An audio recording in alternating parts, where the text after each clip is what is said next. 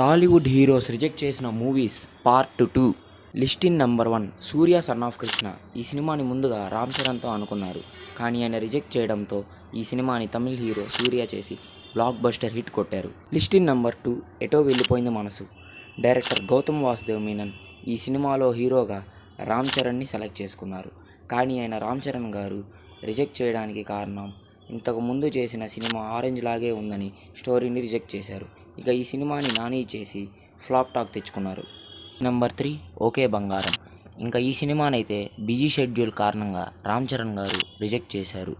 ఇక ఈ సినిమాని మలయాళ మేకర్ దుల్కర్ సల్మాన్ చేసి హిట్ కొట్టారు. List in number 4 leader. ఈ సినిమాని రామ్ చరణ్ గారు కొన్ని కారణాల వల్ల రిజెక్ట్ చేశారు.